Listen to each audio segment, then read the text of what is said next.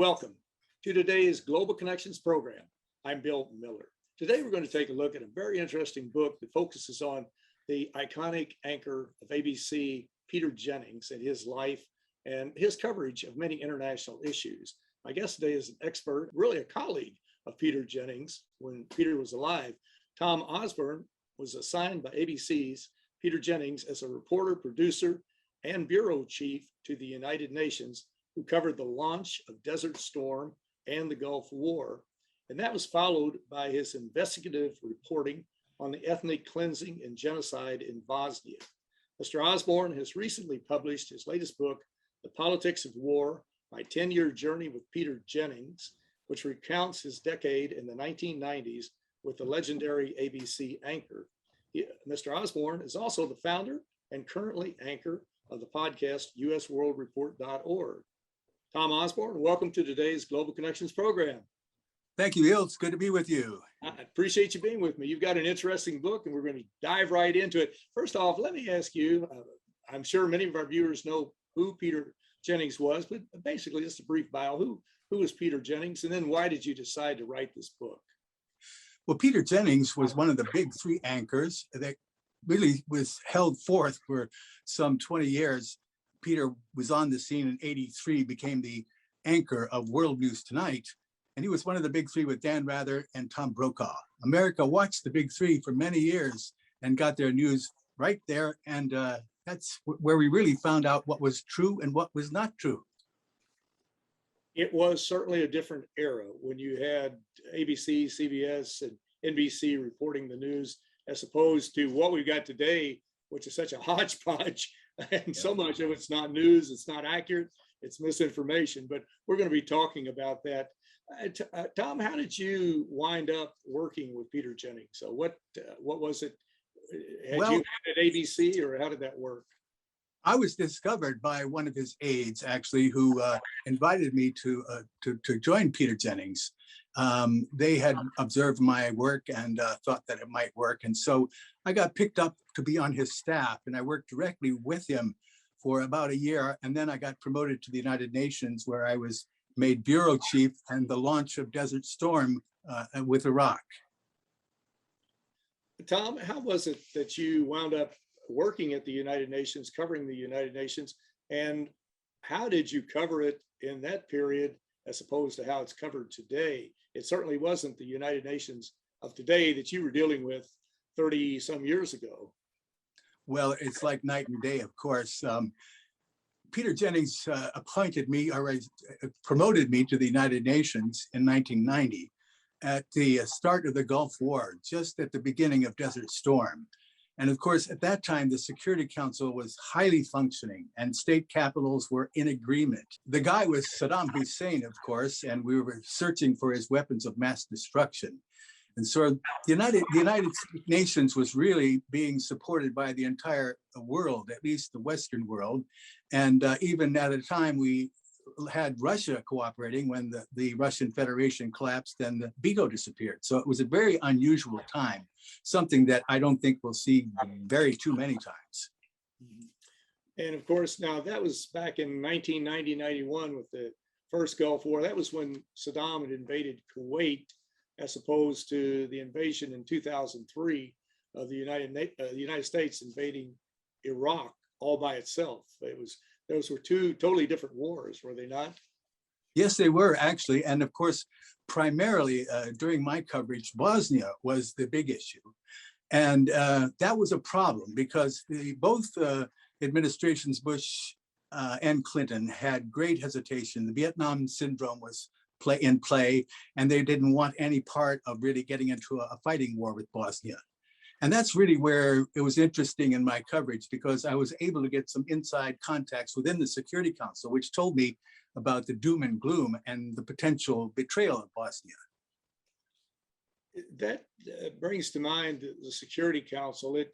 We saw during the Cold War, really from almost 1945 through about 1989, with the melting of the Iron Curtain, the rusting of the Iron Curtain, the dissolution of the Eastern Bloc, the Warsaw Pact, and that type of thing, that the UN Security Council was pretty well petrified. It really was, it couldn't do much, to be quite honest.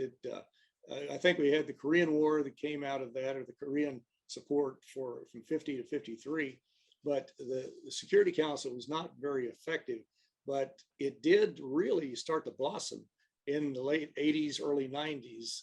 And do you attribute the decline of the demise of the Cold War to that particular event? The United Nations was it was an organization which you wouldn't recognize today. It was highly functioning and it was changing the world. One of the things that I talk about in my book is at the same time that was happening, I became president of the UN Correspondent Association.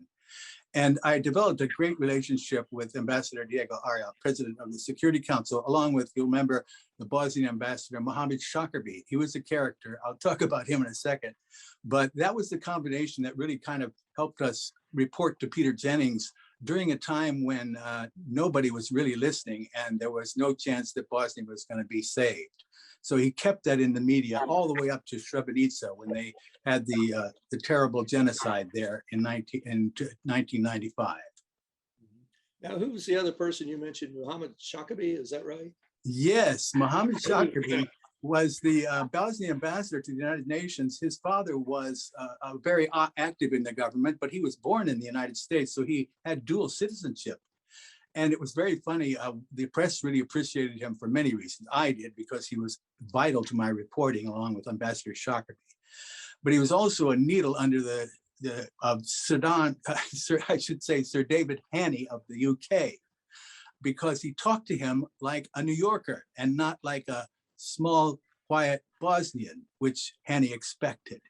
And so they had a little bit of a problem, not only from in real time in terms of the betrayal of Bosnia, but also in this off-campus disagreement.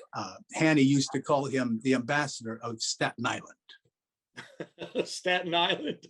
Yeah. One of the 5 boroughs in New York. Yes. I'm sure he greatly appreciated that, to know him. He did, and he appreciated it and returned the favor. I'm certain that he did. You mentioned Ambassador Diego Arias.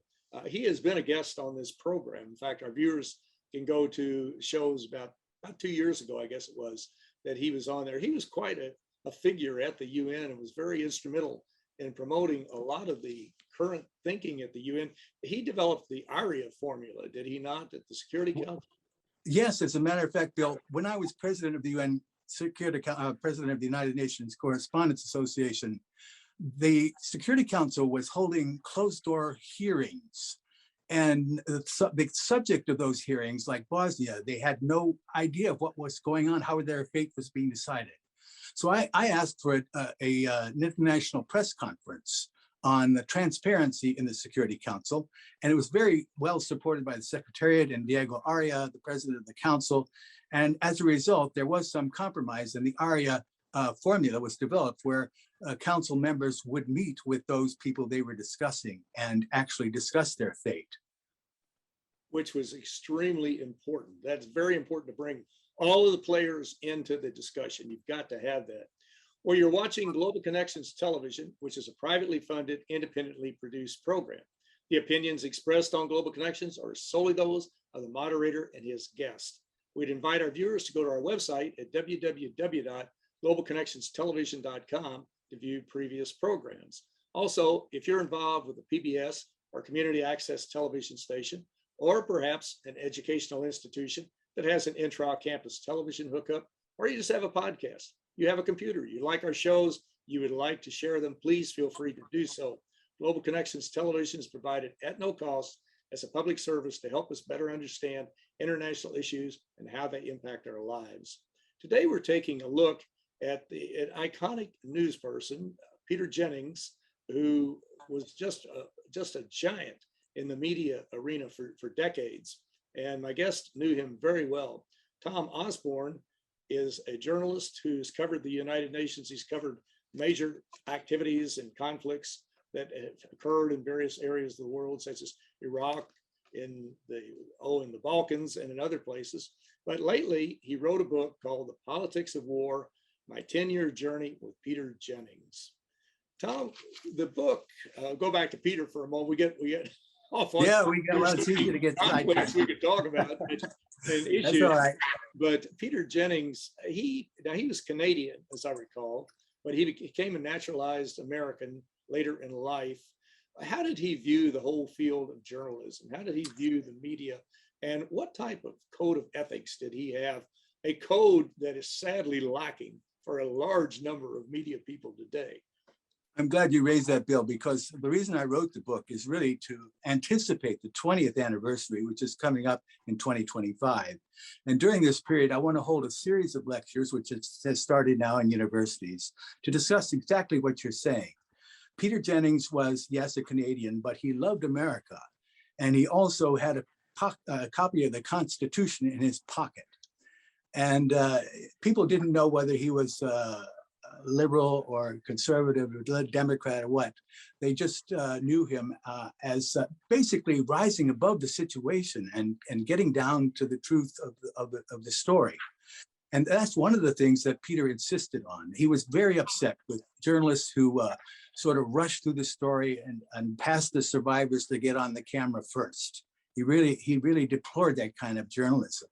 And he expected people to look at the story behind the story and to try to get beyond the headlines and the hysteria to get to really what's happening. And I think he showed that in all of the conflicts that he covered, from Iraq to Bosnia. In every one, he was really, he had Peter Jennings reports, which attempted to get people up to speed, to get into the living rooms of Americans where people really need to know, and to talk to those people. That was Peter's goal. And a very noble goal. I'm just curious, he was a journalist in a different era. They had, I think, generally speaking, a very positive code of ethics. But how, if he were alive today, what would he think of the media? And I'll lump all of them together, that's not fair. But as to how they're covering things like the climate change crisis, the January 6th insurgency against the US Capitol and democratic institutions in the United States, the withdrawal of Afghanistan by the United States and its allies. But how would he cover that in a very objective, factual way, as opposed to some of the sensationalistic activities that we see with so many journalists, especially on Afghanistan? It's just been mind-boggling to watch journalists pile on this. It just we won't get into that probably, but anyway, it's just a comment on my part. But how would he do that? Well, he really would have been very disappointed in media today. Not journalists like yourself, not journalists that are serving the networks these days and that try to walk the narrow and get their sources right. He would have been very upset at the sort of fire hose of information that burst over America. The big three are gone, and this is just flushing everybody out. And it's telling the worst of us and sometimes a little bit about the best of us, but mostly it's a hodgepodge of all this information. You know, I don't know whether you've had the same experience, but I have a neighbor who listens to this attention on the social media, particularly with regard to the virus and the pandemic. And I have to tell you, he is so addicted and so bent out of shape with this that I hardly know him. And I think that's the problem, is that we really are in America where we don't know each other anymore, and we don't trust each other anymore. We don't know who to believe. One question I would ask, and I'll turn it over to you, Bill, is if Peter reported the fact that Srebrenica was a genocidal act, and these were the people who committed it, why should we believe him? Who would believe him today? And who wouldn't have it all over social media? I can tell you there was two stories. One that told the fact that 10,000 men and boys died, and the other one wouldn't even mention them. That's fake news. It certainly is, yes. And you can pretty much lump a certain group of stations or news outlets, where they call themselves news outlets, which are really not to a large degree, as is reported by so many of the media. But you look at One American News, you look at Newsmax, Fox, it's just incredible the amount of misinformation that streams out of those three item or publications every day. And then of course you have Facebook that will put up a lot of this nonsense, but it's become dangerous now. It's gotten to the point where it's no longer amusing to have people spin out all these conspiracy theories and all this misinformation and put out information like telling people that they can go to their local feed and grain store and buy this medication that you use to deworm cows. And this is going to get people killed, but it's just a totally different environment today. What would you recommend that some of the media outlets do? And of course, the general public has to get on board with this. And they seem to be becoming more splintered and discombobulated as we go through this. But what would you recommend that we do to try to improve the media and the accuracy and objectivity of the delivery system? I think we have to talk about what we used to know, what we used to have as a standard.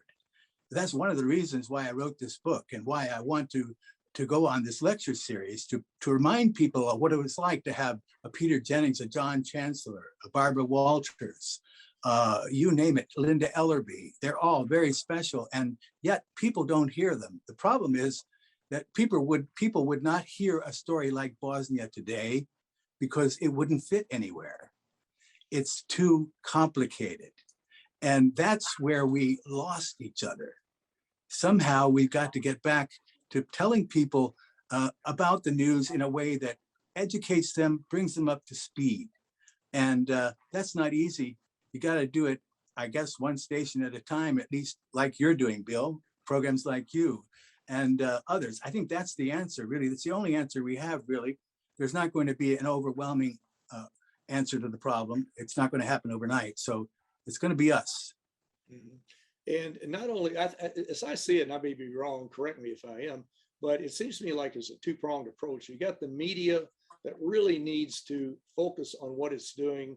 And some media folks need to criticize others when they see the nonsense that you're putting out. I mean, really, disinformation, misinformation, lies, but also our educational institutions are under threat right now.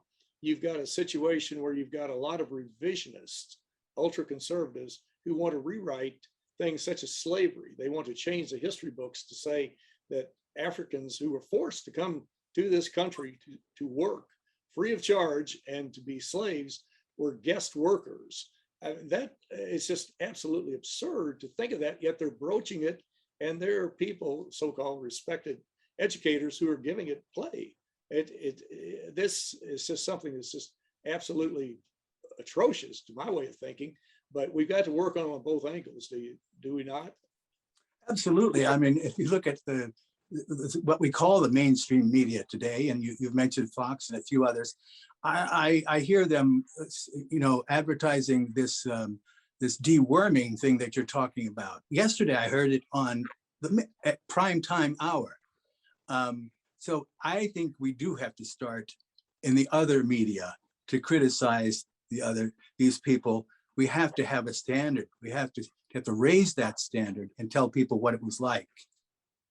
And that's a goal for all of us. And we should all be doing that because we're all interested in getting as much factual information as possible and to help people stay alive. I mean, this is really a very serious situation.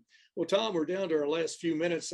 I know you've had so many wonderful experiences working with Peter Jennings, covering these international events, meeting people at the United Nations and other places. What is one of the most memorable that you will cherish for the rest of your life and beyond? I think the most memorable was actually sticking it out in that terrible time when Bosnia was being destroyed and Peter was trying to report and Diego Arias was trying to help out, and Mohammad Shakobe. That was really the time to be alive, because we knew we were making a difference, even though we didn't save those people in Srebrenica. They were sacrificed. But the most important thing I ever got was a note from Peter telling me what a great job I did, and that I should be very proud, and that he was proud of me. And that really kind of blew me away. I had never expected that. So it was a special moment. And I have that letter actually on my book. And we will encourage everyone to go get a copy of your book. Yeah, please. Or it's called Yes, please. So I tell the politics of war, my 10 years with Peter Jennings. However, if you want to order it from Amazon.com, it's very easy. Politics of War, Peter Jennings. Mhm. Well, you have done a remarkable job. You've had a very remarkable career. And of course, teaming up with Peter Jennings is just another feather in your cap, so to speak, I think, and a feather in his cap too, because you two made a wonderful 1-2 punch and contributed so much to helping us better understand these very complex international issues and how they impact our lives. But Tom Osborne, I want to thank you so very much for a very interesting and a very informative program. Thank you, Bill. It's a pleasure. Pleasure to be with you. Thank you. I'm Bill Miller. Thank you for joining us today on Global Connections Television.